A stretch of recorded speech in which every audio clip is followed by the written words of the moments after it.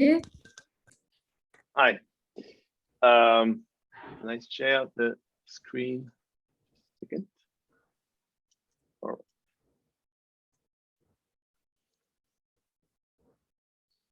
Can you see my screen?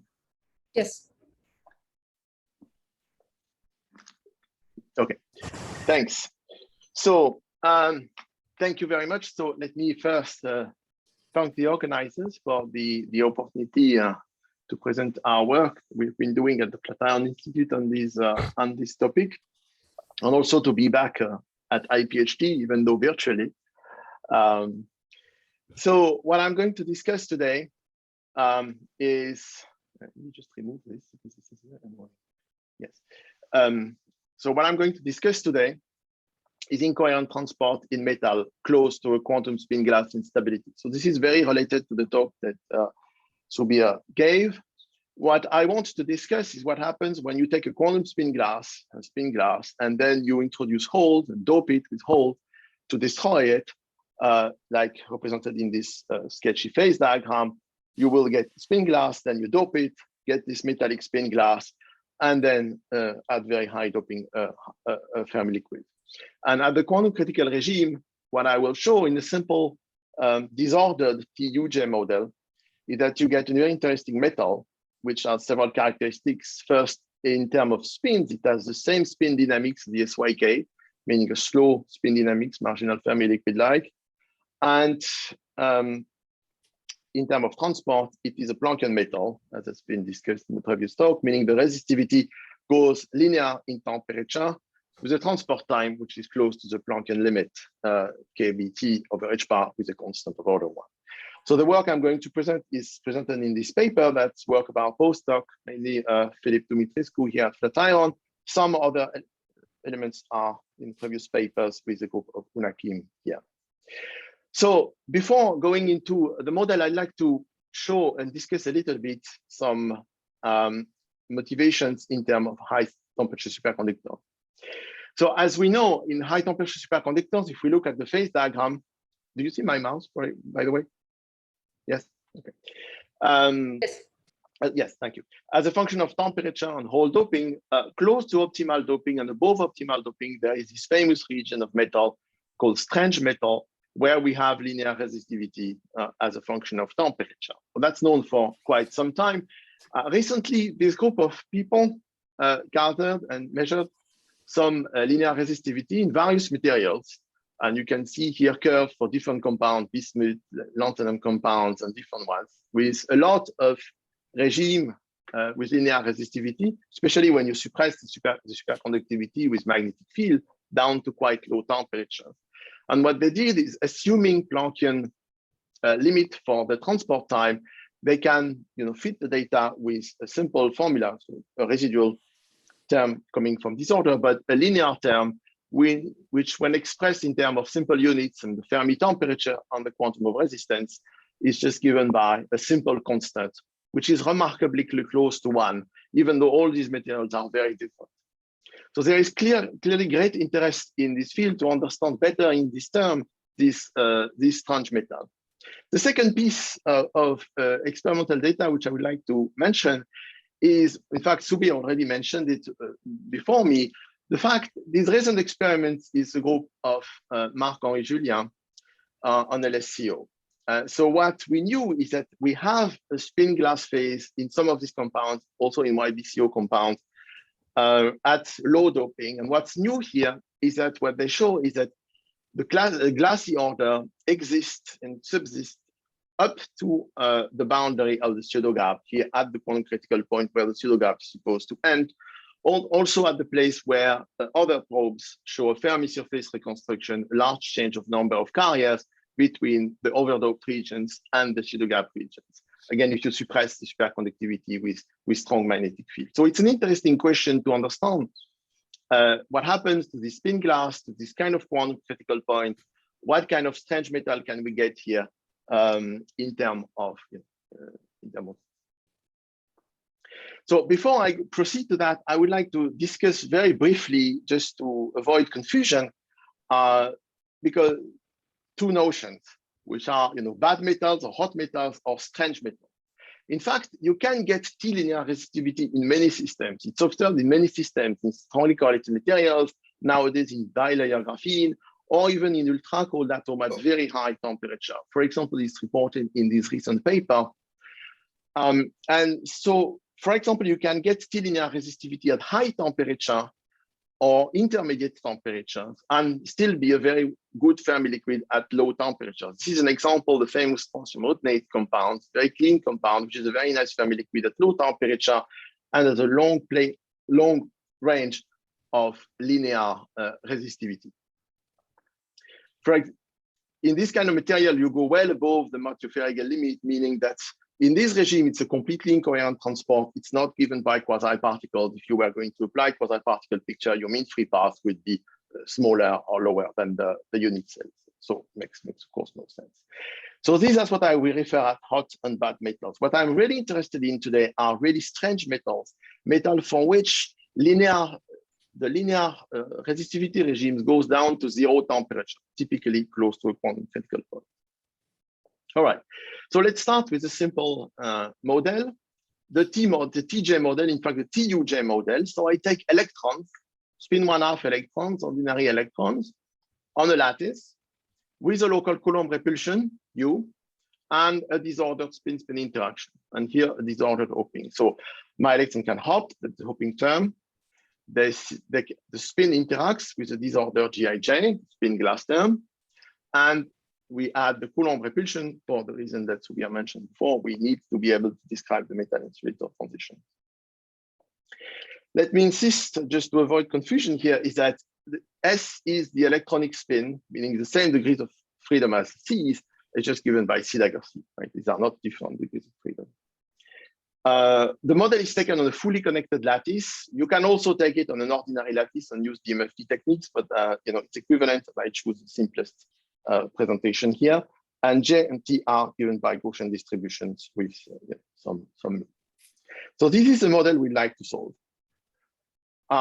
So first, there is a history to this model, and it's an interesting question to ask whether a simple large N limit, as was done in the early days of the SYK paper, can basically give us what we want, because it's a lot easier to solve. So let's go back a little bit to old work. If I do not have hopping, and if U is very large, my electrons cannot move. Therefore, I have a spin model, disordered spin model. That's exactly the Tlinear model on the early paper, 93, where Subir and his collaborators showed that if you take large M limit, meaning if you replace SUM, the rotation group SU2 by SUM, and take some fermionic representation of the spin in large M, fermionic representation means, in terms of representation groups, that you take these vertical Young tableaus for the SUM representations. In that case, you get a gapless spin liquid at 0 temperature. There is no spin glass ordering in that limit. You get a very nice spin liquid, which relies the so-called marginal Fermi liquid spin dynamics, yes, which was proposed in the very early days as a phenomenology for strange metal. And what this says in simple terms is that the spin-spin correlations decays, but they decay slowly, like 1 over the time, compared, for example, to 1 over T square in a normal Fermi liquid. So they decay slowly because of the proximity of the spin glass, or in frequency, they are like sine of omega. So we know this model quite well. And if we introduce hole in that limit, so that's the large M limit, well, that we did, in fact, a long time ago, more than 20 years ago, in this paper. And what we found is that if we introduce a charge carrier, so go away from our filling in this model, we immediately recover a Fermi liquid. So the ground state here is a Fermi liquid. At 0 doping, we have here the SYK model, the spin model. Here we have the Fermi liquid. However, the Fermi liquid has a very low coherent scale, which goes like the square of the doping here, below which you have Fermi liquid, above which you have something else. And in the quantum critical regime here, you have a spin liquid, which is exactly the SYK or SYK spin liquid with a marginal Fermi liquid behavior. So if I answer in this limit the question I'm asking, what is the resistivity? For example, I go here and I go from low to high temperature. I am going to find a resistivity here, which goes from a a T square at very low temperature, as it should be in the Fermi liquid, to an intermediate regimes in the quantum critical regime, which is linear in temperature, as is illustrated on these curves on a very long range, on long range of temperature. This is a part of the curve with a T square behavior here. So it's a linear behavior. However, this does not really go into the category of Planckian metals. It goes into the other categories of bad metal. The reason is it's Fermi liquid at low temperature, and the energy scale, which is characteristic of this here for this T linearity, T over epsilon star. Epsilon star is a characteristic energy scale of the Fermi liquid. That is this scale that is, in fact, it should be epsilon star here. That's delta square. So it explodes when you go back to the quantum critical point, which is normal because the quantum critical point is an insulator. So your resistivity has to go to infinity. So it's not exactly what we want. And the reason for that is because the quantum critical point is at doping equals 0. So as Subir said, we need to describe the mode insulator, but in fact, we also need to get away from it. And how do we do that? Well, that's simple. We just don't do a large M limit. We just solve the real model, a bit more realistic model, the SU2 model. And we know, in fact, for a long time that the SU2 model, contrary to the large M, orders as a spin glass at low temperature. It's not a spin liquid. It's been established 20 years ago by people. So if we start doping it, the quantum critical point is now at a finite doping. We'll get spin glass, metallic spin glass, and at finite doping, we'll get the transitions. So the question is, what are we going to get? And what I will show indeed is that these are richer physics than the large M solutions that we had before. And this gives you the Planckian metal you're looking for. Now, you can ask, why didn't we do that 20 years ago? Well, first is that, nobody talked about Planckian metal at that time, but the fundamental reason is that we didn't know how to solve it. I mean, because solving this problem for SU2 is much more complex than solving the large M limit. So what I'm going to show today here is a numerical solution of this model for SU2. So that this work in the thermodynamic limit for disordered average quantities. I will also mention another work, which is a collaboration between the Flatiron group and another of our postdoc, Alexander Vitek, and Subir's group in exact diagonalization of finite systems with different realization of disorder that will be able to enter the spin glass. And that's what, and that's it. Just the other works I will not have time to discuss. So if we go into the thermodynamic limit, this problem, because it's fully connected, reduces to a simple one-site effective action problem, which is written here. That's the effective action to solve when you use, of course, the replica technique, average over disorder, and concentrate on replica diagonal solution.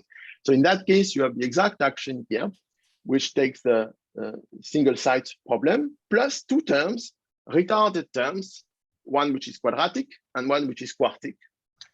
The first one is an electronic bath. You just couple the electron on the site to an infinite number of degrees of freedom in an electronic bath.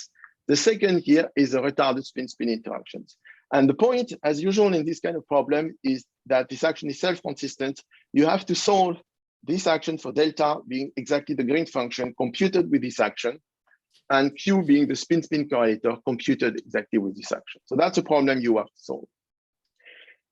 In large M, the previous calculation I showed before, things were a lot simpler because in large M, you can use a saddle point technique to solve this action.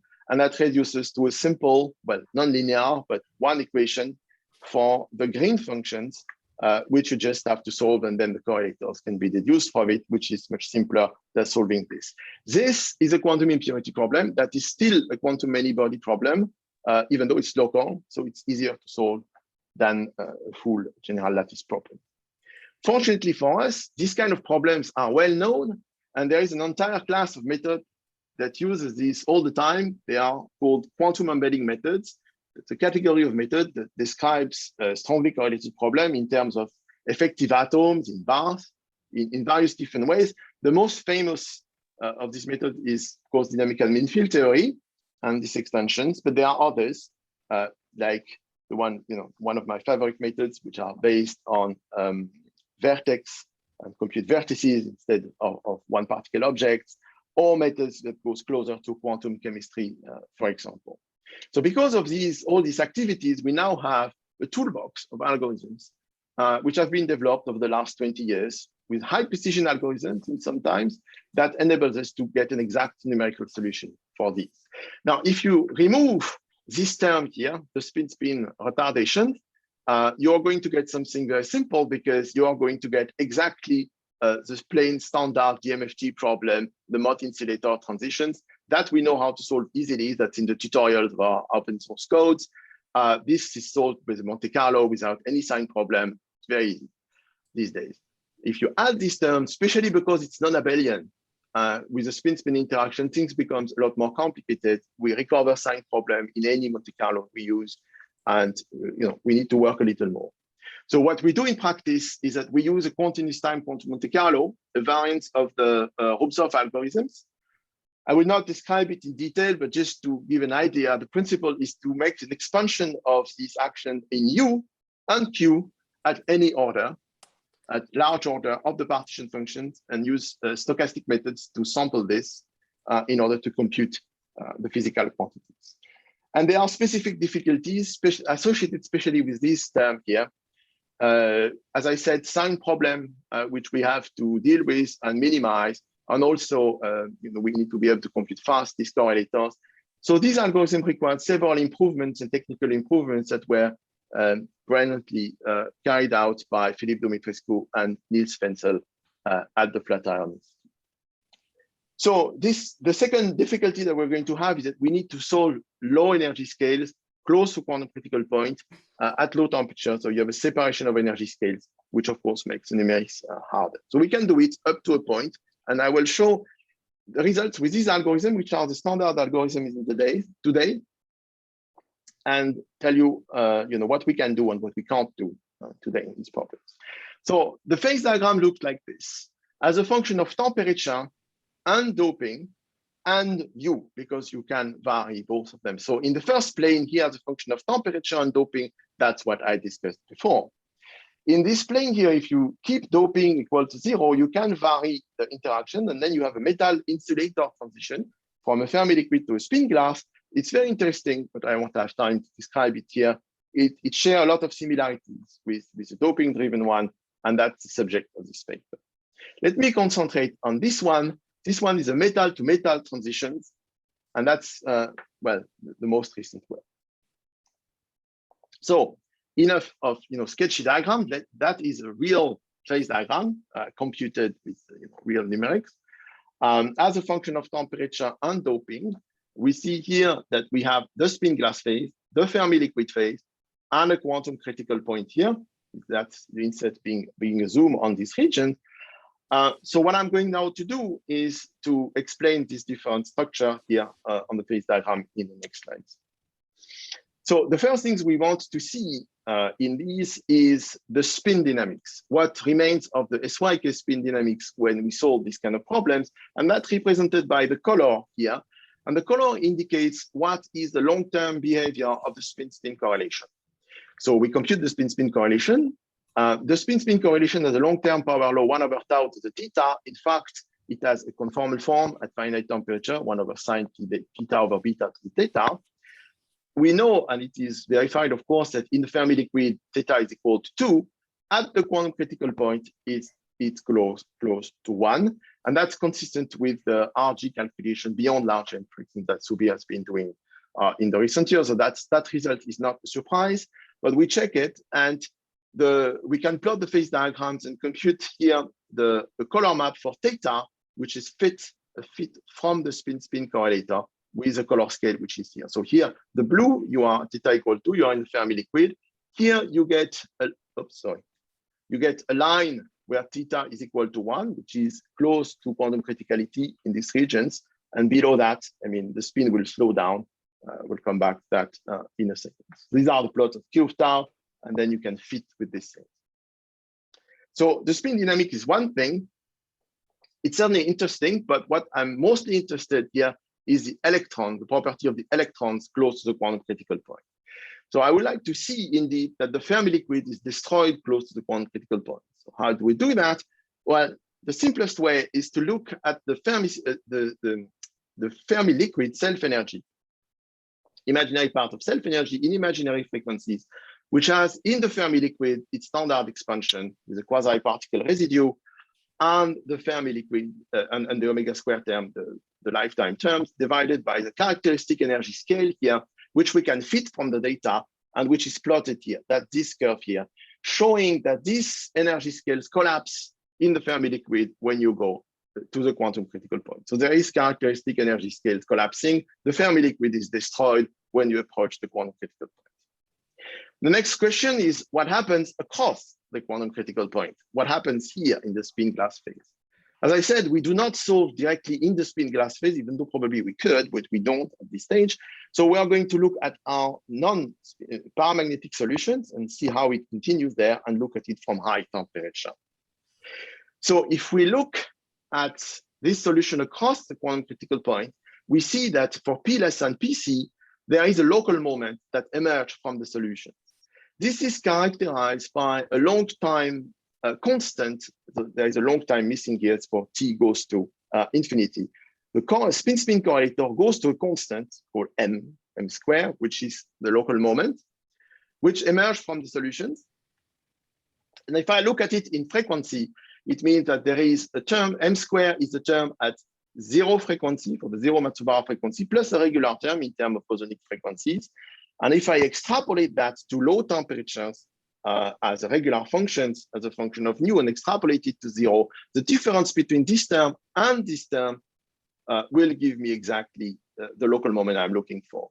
So this is plotted here for different temperature as a function of doping. And we see that above PC, in the Fermi liquid regime, these things goes to 0. There is no local moment emerging in the Fermi liquid, as it should.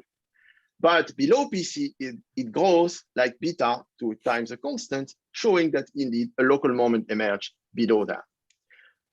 And so what happens is that in the electronic fluids, part of the fluid is busy at long time making local moments, while the rest will, make Fermi surface and keep the things metallic. So, of course, these local moments, they don't stay like that. At high temperature, you would see a characteristic susceptibility. But when you go down in temperature, they will order. And how do we know that? Because we can compute the spin glass susceptibility, which is given here by a simple formula as a function of local susceptibility. So we have it. And we can see that when we decrease temperature in this regime, we the susceptibility diverges, and we go into the spin glass phase. So we'll have a spin glass phase, a metallic spin glass phase here. And this is in complete agreement with the other approach, an exact diagonalization of finite systems, which can compute for fixed realization of disorder, and therefore in the spin glass phase. That's the work of Shackleton and Vitek. And what they do is they look at the long time behavior of the spin-spin correlator, which is going to give them the Edwards-Anderson parameter Q.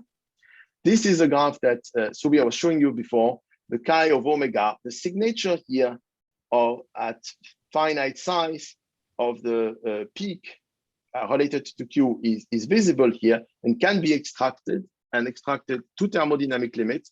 That's the inset here that gives you Q as a function of P. So the extraction at thermodynamic limits tells you that there is a quantum spin glass phase that ends at a quantum critical point. At a different value that here, because this is a finite U model, this is a finite U model, but it's the same physics up to details. So we have a Fermi, we have a phase diagram, we have this metallic Fermi liquid, it gives rise to a metallic spin glass. Now it's time to first look at what happened at the quantum critical point itself. But before that, I want to add one more thing about the Fermi liquid, because I said part of the fluid is going to make you a local moment and spin glass. What about the rest?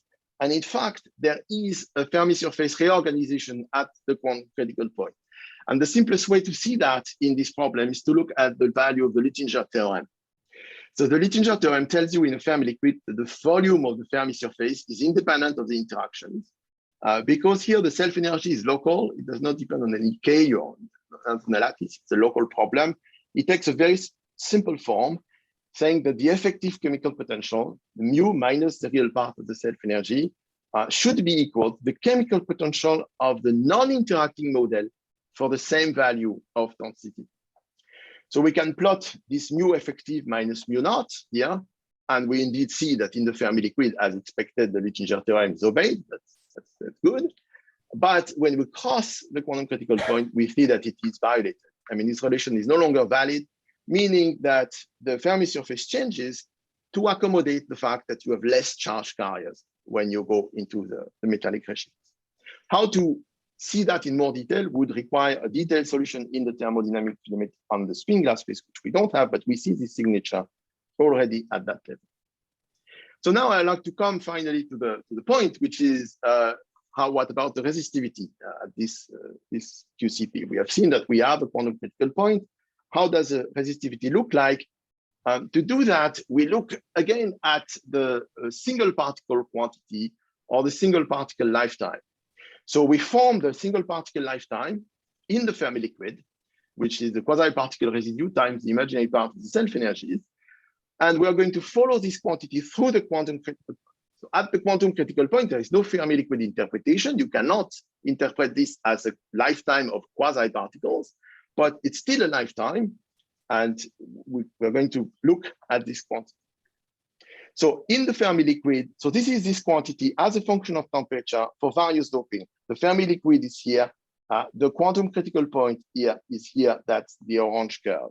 So deep in the Fermi liquid, it's quadratic in T. It's also small because the imaginary part, because the self-energy is small, collisions are small. When you increase and go to the quantum critical point, you see an almost perfect linear behavior. An almost perfect linear behavior at P close to PC, which is KBT over H bar times a constant of order 1 here. That's the orange curve. That's the point. Now, how do you go from this transport to the resistivity? In fact, here, there is no vertex correction in this limit. It's like in dynamical mean field theory. When you compute the resistivity, the conductivity is just a product of two Green functions, so you can compute it.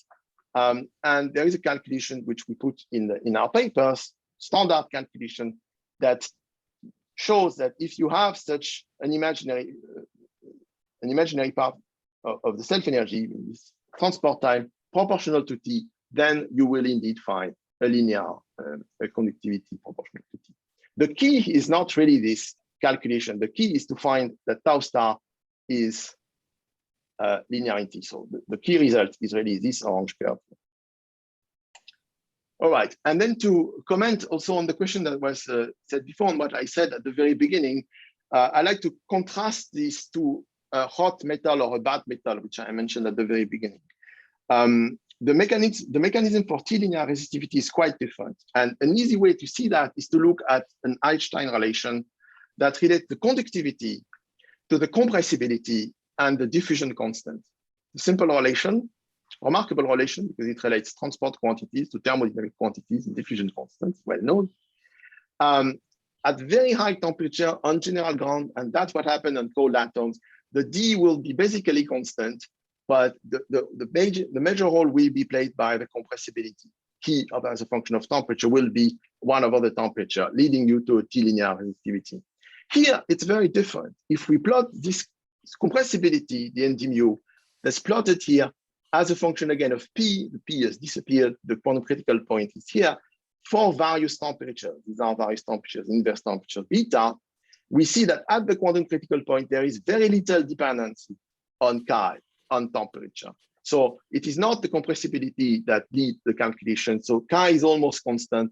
It is a diffusion constant. It must be, even though we don't have a direct calculation here, that in this case leads to the T-linear behavior. So the behavior in this regime is very different to what you would have for a high temperature hot metal. And just before concluding, we can also analyze further at the quantum critical point the critical properties of the fermions, for example, by looking at the self-energies. So the self-energy as a function of imaginary time have this form here, and they fit very well to the conformal form with some power law here. The interesting point which I'd like to make is that there seems to be in the scaling regime an additional term, which is an asymmetric term, skewness in the form, which seems to be valid down to 0 temperature.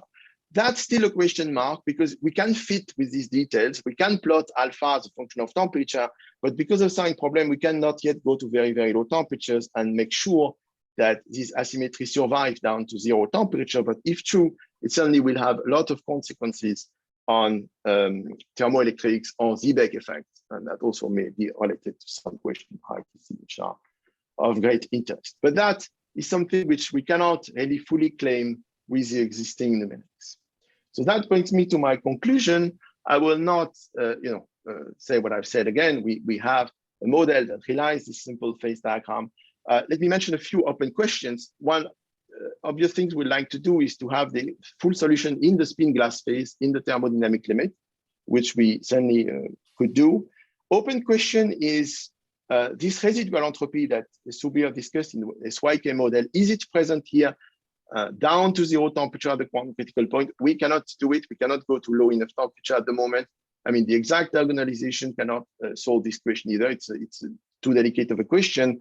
Same for the precise scaling at low frequencies. There are different power laws. It could be omega log, it could be square root. Some details we cannot completely solve. And that somehow it's great because it gives a very interesting challenge to a whole new generation of high precision algorithms, which are currently being developed, in particular in SYK or in other groups, that can address these days beyond simple Monte Carlo, very low temperature regimes directly in real time. For example, the work we did recently in real time quantum quasi-Monte Carlos. So the hope is that with these techniques, we'll be able to address these remaining questions. And with that, I'll thank you for your attention. Thank you very much, Olivier. Please, there's a question by Elias. So yes. No, it's not a question, it's a clapping. Oh, it's a clapping. Okay, yeah, so we're clapping all over. So somebody has any question? Well, Marco. Yeah, I have a question, Olivier, regarding the Littinger theorem. I was a little bit intrigued. You mentioned the breakdown. Does this, can you say something about what this means for the sort of metallic phase that this should be inside the spin glass? Here, no, yeah. Because you need to solve inside the spin glass to be sure. Yeah, but the fact that the Littinger theorem breaks down, does it mean? Well, it breaks down, but it breaks down in this form. But it may just be still valid with a smaller Fermi surface inside. With a small, okay, yeah. So yeah, that's not important, you know. Okay, you still think it's a Fermi? You just see that when you're going through, you don't keep the same Fermi surface, same carrier. There is a change in the Fermi. That's all what you can see from there. Okay, I see. To do that, you need to solve directly the spin glass phase. But you know, you need to solve the spin glass with replica symmetry breaking and the solution of the time. I see. Imaginator. Yeah, maybe if I just a related question. So you mentioned several times the conformal invariant scaling. But is it not completely obvious to me? Maybe it is, but so the finite M model has reparameterization invariance. Is that the question that? It's not. Obvious question. It's not totally obvious to me, but the fact is that this conformal form is basically what you're going to get by taking power law and going back to the cylinder. So it's in fact more general than just, you don't really need a full conformal representation to get that. You will get that all the time, even in simple models. So that's a natural fit when you go in finite temperature. Now, that's an interesting question. Probably Subir knows the question whether the SU2 has proven conformal invariance, but I'm not sure. No, no. In the large M limit, also you get those conformal solutions, but not for SU2. I think that's. I mean, for SU2, because it may well be that the critical point is different ultimately at very low temperatures because there's some divergent susceptibilities associated with so that's a point I didn't want to mention because I wanted to simplify. We can't be absolute. The critical point which we're talking about here is a point of disappearance of the metal. We expect the spin glass to go a little bit further because if at the quantum critical point, the local susceptibility diverges logarithmically. So you will hit the spin glass transitions, but that's beyond the numeric. It's certainly, I mean, well below in temperature. These are refinements which we cannot do today. So, to finish on your question, in the old days, I mean, using the large M limit, we knew it was conform. I mean, we had conformal solutions because in long term, the equations were exactly the same as multi-channel Kondo problem, for which we know that there is conformal solutions and all of that. So same equations, solutions. But in SU2, I don't. I have a question myself about the spin glass Q. So you showed a plot where you had, I think it's not your work, but yeah, that one. So the values of Q are extremely small, and the different curves are for different what? The different curves, if I remember correctly, it's for different size of systems. So N here is the size of the systems. They are finite diagonalizations, and we're talking about 20 or of the order of 20 spins. But Tobias probably knows that because he's a co-author of that paper. But yes, so it's an extrapolation of the thermodynamic limit. So the values look very small, but it is small. Just two things ameliorated. One is that Q is the square of the moment, and secondly, there's a factor of 1/2 from the spin, which becomes a factor of 4. So in the end, this moment is about, if I remember right, something like 20% of the maximum moment. Okay. Yeah, because otherwise it's M square, right? It's M square, right? So and a 4 factor. So and it's definitely within the error bar. You know, if you look at the detail of the numerics. But 20% is still pretty small, and it's hard to see. But it is, it shows up. There's no doubt it's there. Okay. That may also depend a bit on the value of U. Depends, which kind of model. If you take it completely in the TJ limit, not in the TJ limit, so that's something we can investigate when we solve the spin glass. But these values we can certainly get if we can get the solutions. Well, on the issue of the Littinger volume, maybe I may comment. I mean, so if it's a spin glass phase, then spin's rotation symmetry is broken. So the Littinger theorem only applies to the density of electrons, not the density of electrons per spin. In that case, a small Fermi surface of size P summed over all spin is actually consistent with the conventional Littinger theorem. So the broken symmetry by itself would give you a smaller Fermi surface. Yeah, but the point is we don't know from these results exactly what's going to happen, which is, it's not in the data. So I don't want to speculate too much.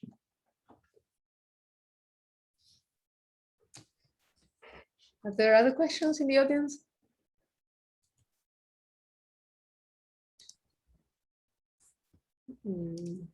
Well, it doesn't seem so. So if not, we thank Subir and Olivier again for the talks.